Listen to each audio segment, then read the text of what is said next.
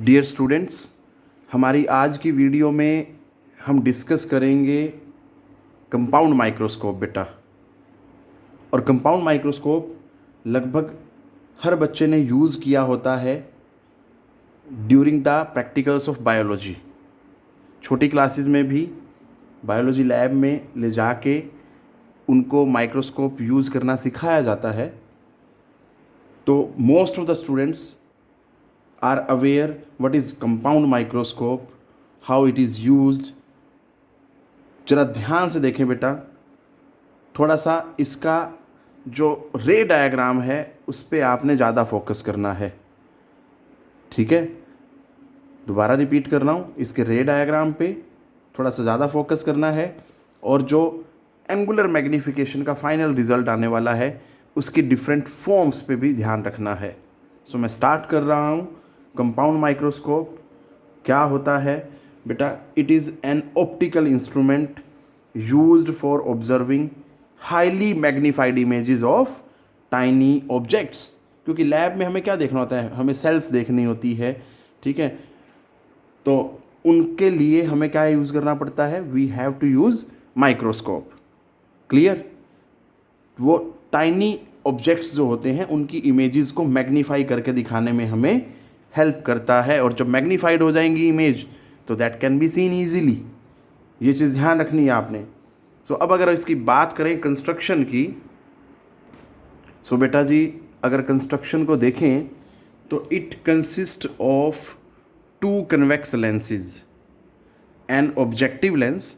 Objective lens O मतलब objective lens किसे बोला जाता है? जो ऑब्जेक्ट के पास होता है बेटा वो ऑब्जेक्टिव लेंस होता है और उसकी फोकल लेंथ क्या होती है? Small. And an eyepiece. Eyepiece मतलब जो लेंस आँख के पास होता है, जहाँ से हम ऑब्जर्व करते हैं। ठीक है बेटा, तो उसको आई पीस बोला जाता है और उसकी मॉडरेट फोकल लेंथ होती है, मतलब ऑब्जेक्टिव लेंस से ज़्यादा होती है। उसके बाद कहता है कि the two lenses are held coaxially, मतलब दोनों का एक्सिस जो है सेम होता है at the free ends of the tube. ये चीज़ याद रखनी है बेटा आपने, एक ट्यूब के फ्री एंड पे दोनों को एक्सियली हेल्ड होते हैं at a suitable distance from each other. अब इसको समझाने के लिए मैं एक सिंपल सा सेटअप यूज़ कर सकता हूँ लाइक दिस। देखो बेटा, ये एक कोएक्सियल ट्यूब है, ठीक है, और ये आपका आई पीस है और ये आपका क्या है? ऑब्जेक्टिव। अब आपको देखते ही ये याद आ गया होगा आपने लैब्स में कैसे यूज़ करते थे बेटा। यहाँ पे हम आँख रखते थे और यहाँ से देखते थे। सो ये क्या होगा? आई पीस को रिप्रेजेंट कर रहा है। और ये नीचे यहाँ पे एक सपोर्ट होती थी, हॉरिजॉन्टल सपोर्ट होती थी, वहाँ पे आप ऑब्जेक्ट रखते थे जिसकी आपने मैग्नीफाइड इमेजेस देखनी थी। ठीक है बेटा, तो ये क्या हुआ? ऑब्जेक्टिव। ये ऑब्जेक्ट के पास है तो इसकी जो डिस्टेंस है फ्रॉम द आई पीस कम ज़्यादा किया जा सकता है by moving up and down. आप इसको अप एंड डाउन मूव कर लें या इसको अप एंड डाउन मूव कर लें। क्लियर है बेटा? ये चीज़ याद रखनी है।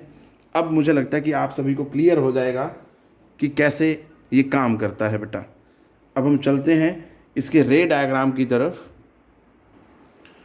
तो बेटा जी देखो ज़रा, यहाँ पे हमने दो कन्वेक्स लेंस बनाए।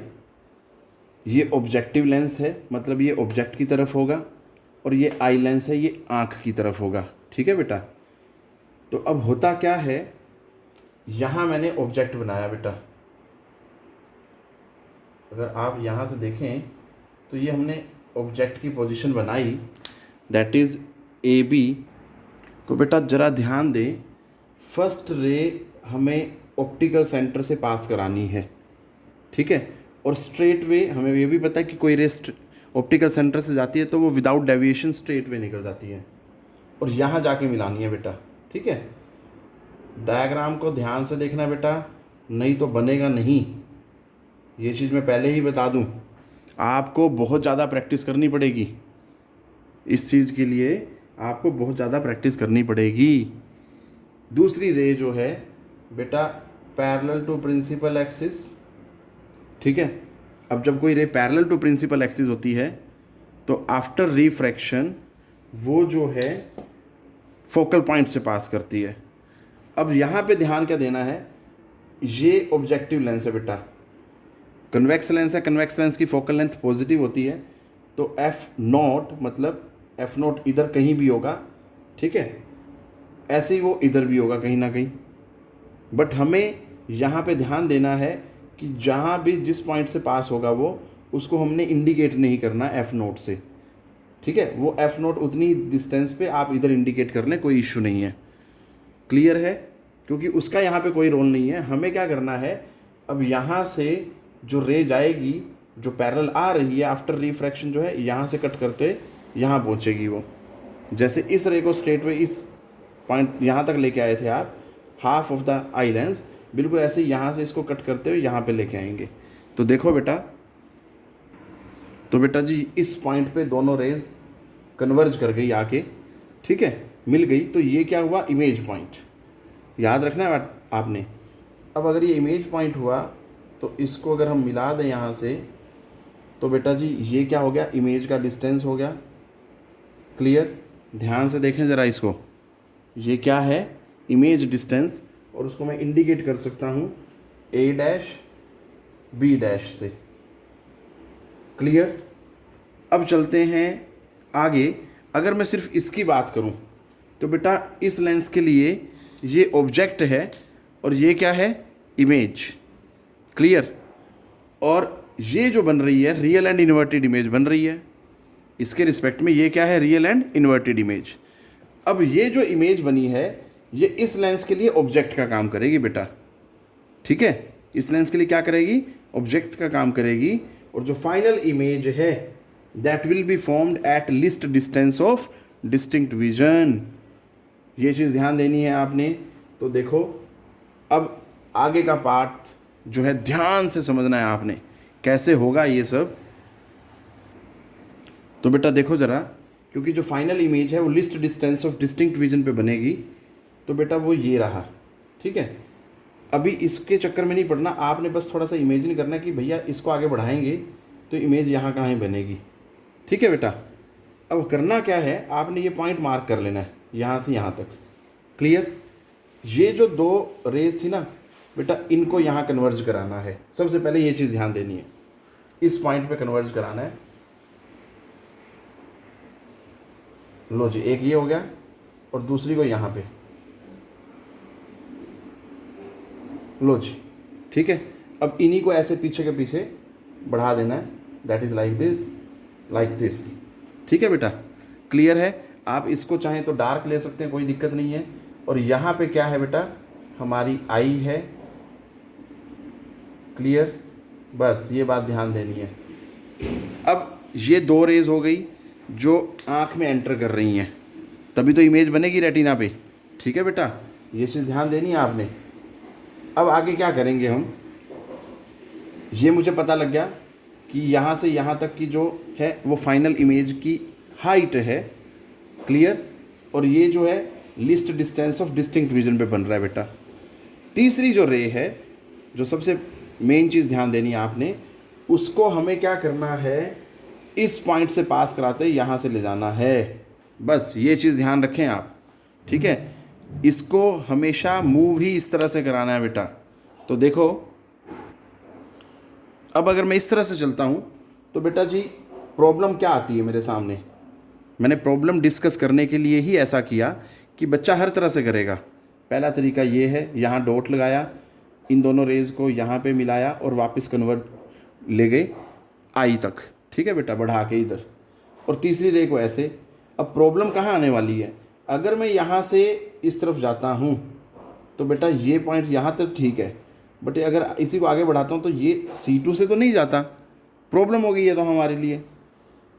तो ये मेथड जो है हमारा फेल हो जाएगा अगर हम इस तरह से चलेंगे। तो हमें क्या करना है, सबसे पहले इस रे को यहाँ से और यहाँ से पास कराना है, एक ऐसा पॉइंट लेंगे अपने आप, जैसे मर्जी बेंड हो कोई दिक्कत नहीं है, और उसको पीछे तक ले आए यहाँ तक।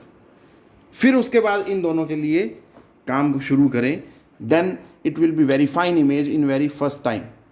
देखो बेटा कैसे होगा, तो देखो बेटा यहाँ से और यहाँ से दोनों से पास कराना है,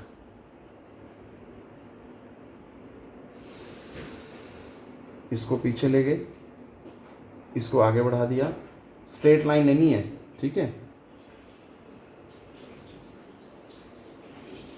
लो जी, बस, और इसको यहाँ से मिला दो तो हमें क्या मिल जाएगा, ये इमेज की हाइट मिल जाएगी बेटा।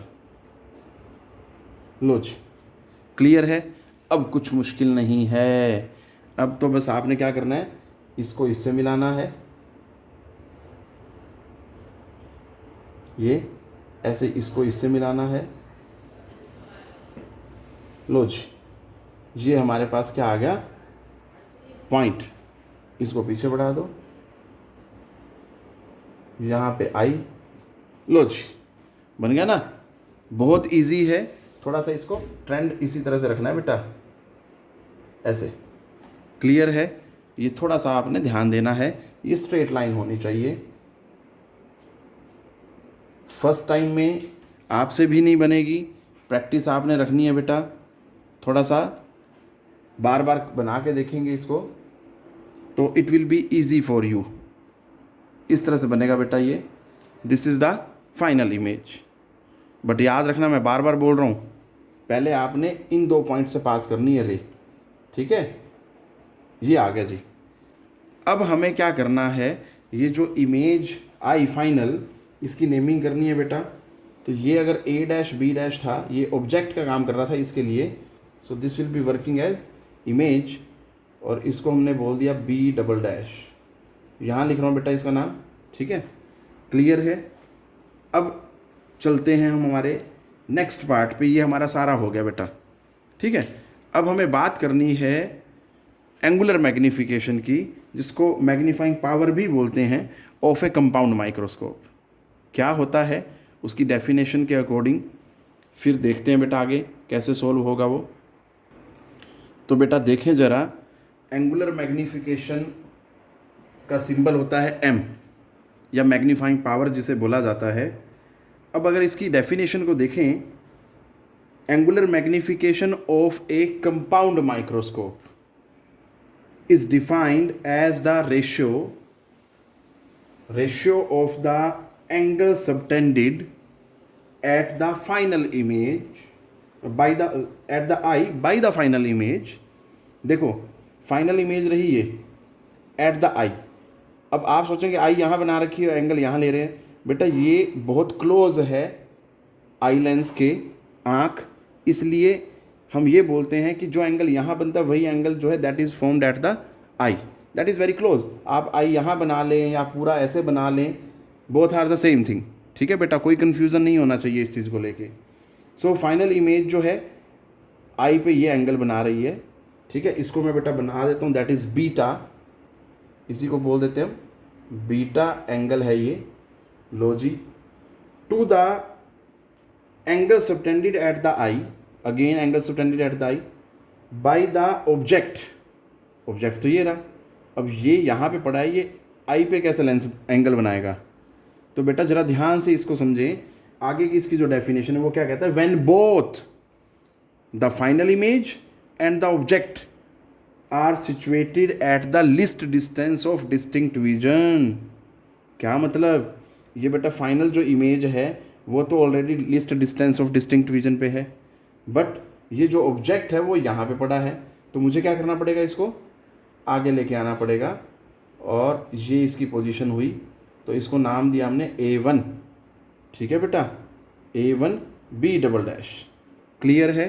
तो अब ये ऑब्जेक्ट और ये final image both are at the least distance of distinct vision.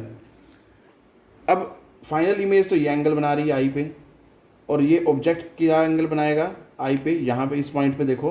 तो इसके लिए मैं इसको थोड़ा सा रब करता हूँ, यहाँ ऊपर लिख दिया, और इसको बना दो बेटा। लो जी, तो ये जो एंगल बना, ये पॉइंट तो आपका इसके लिए है बी डैश, और ये जो पॉइंट आ गया आपका angle, that is alpha. Clear है। मतलब A1 C2 B double dash is alpha and A double dash C2 B double dash is beta. इस चीज़ पे ध्यान देना बेटा। तो बीटा बाई अल्फ़ा। अब हमें पता है एंगल्स जो हैं स्मॉल हैं, तो इसलिए रेडियंस में यह ध्यान देना है हमेशा कि टेंजेंट बीटा हो तो बीटा लिख सकता हूँ, टेंजेंट अल्फा हो तो अल्फा लिख सकता हूँ। ऐसे ही इन द सेम वे इसका उल्टा, अगर बीटा हो तो टेंजेंट बीटा लिख सकता हूँ, अल्फा है तो टेंजेंट अल्फा लिख सकता हूँ। ये चीज़ ध्यान देनी है। अब हम बात करते हैं टेंजेंट अल्फा और टेंजेंट बीटा की वैल्यूज़ की बेटा। सो देखें बेटा, टेंजेंट बीटा, बीटा ये एंगल है बेटा। अब टेंजेंट बीटा ये भी बनाया जा सकता है A dash B dash divided by B dash C two, और ये भी बनाया जा सकता है A double dash B double dash C two. ठीक है बेटा, ये वाला एंगल और ये वाला एंगल, क्लियर। इन दोनों ट्राइंगल्स में आप बना सकते हैं टेंजेंट बीटा। बट प्रॉब्लम कहाँ आने वाली है? प्रॉब्लम ये आएगी बेटा जी कि आपने फाइनल इमेज का देखना है। फाइनल इमेज ये है, ठीक है, and this is the image of this object, इसके रिस्पेक्ट में ये इमेज है, but final image is this one, clear. तो ये ध्यान देना है। इसलिए अगर आप टेंजेंट बीटा की बात करेंगे, मतलब बीटा एंगल ये रहा, तो इसमें अगर हम बात करें एंगल्स की तो A double dash C to B double dash, ये एंगल है बीटा। तो बेटा टेंजेंट बीटा होता है परपेंडिकुलर बाय बेस, लो जी। फिर उसके बाद अगर बात करें टेंजेंट अल्फा की, तो अल्फा ये रहा A one B double dash divided by B double dash C two. अब यहाँ पे थोड़ा सा ध्यान रखें बेटा, A one B double dash is equal to A B, so I can replace this by A B. लो जी, इसको नंबर 1 दें, इसको 2 दें और इसको 3 दें। तो यूजिंग 2 and 3 in 1 क्या आ जाता है बेटा, m इज इक्वल टू ये डिवाइडेड बाई ये करेंगे तो बेटा जी जो फाइनली हमारे पास आने वाला है दैट इज दिस वन।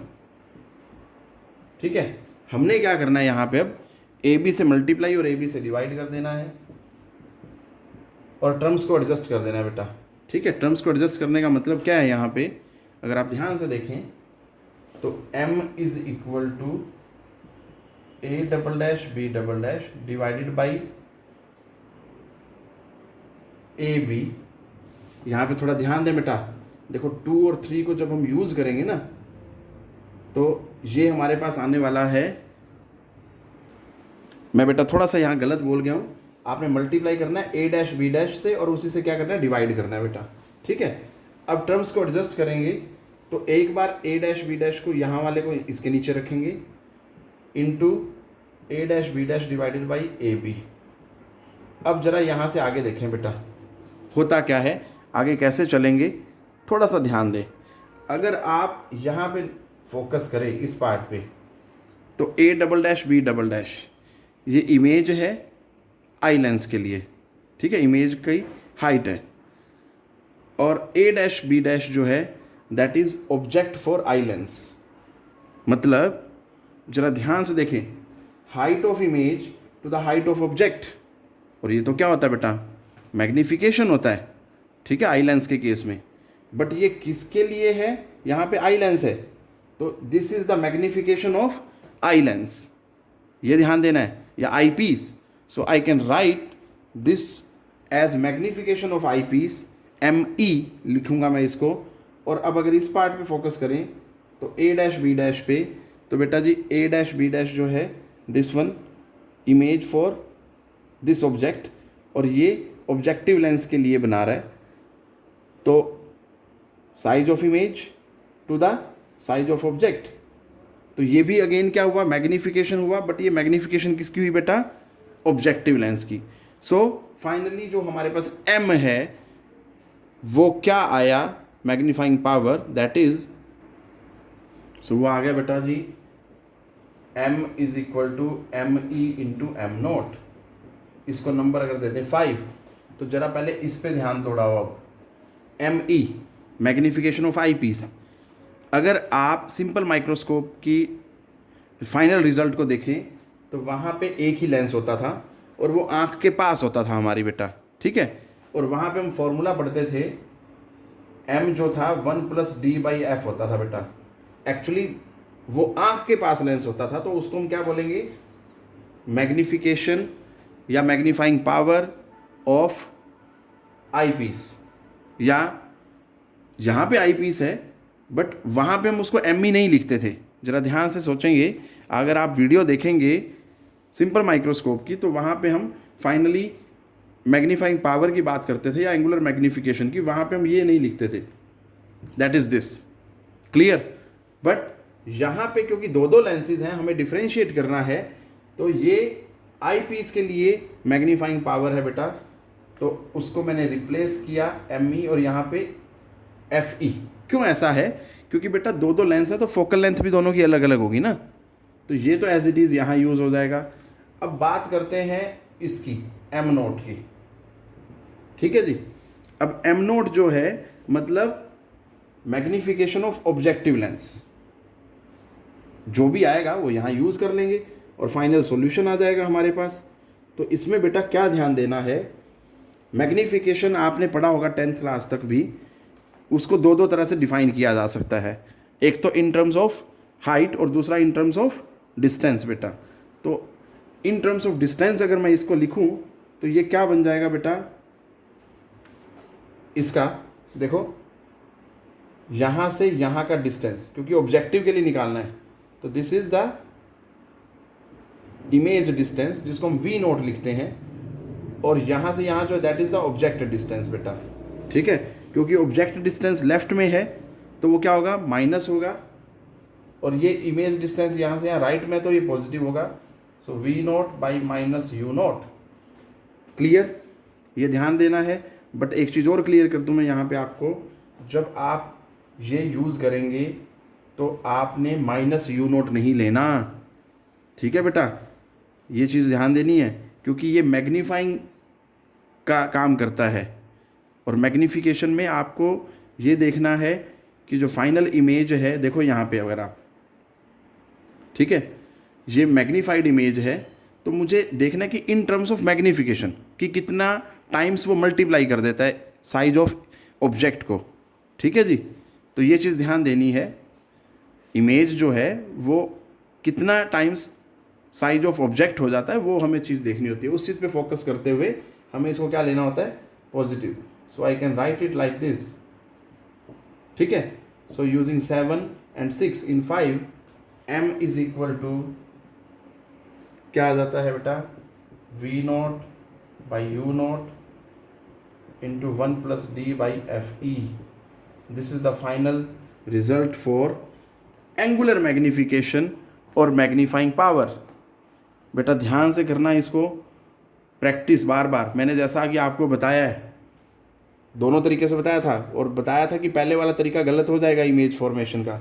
अगर आप पहले ये 2 पॉइंट बनाएंगे तो that is going to wrong definitely, ठीक है बेटा, क्योंकि आप इस दोनों पॉइंट से पास होती कोई रे और जो यहाँ मिलती हो इन दोनों के साथ, वो नहीं बन पाएगी। तो इसलिए आपने सेकंड वाला मेथड जो मैंने समझाया है, पहले आपने ये रे बनानी है, उसके बाद इन दोनों को बनाना है, then you will be able to draw this one. Take care बेटा, पढ़ते रहें।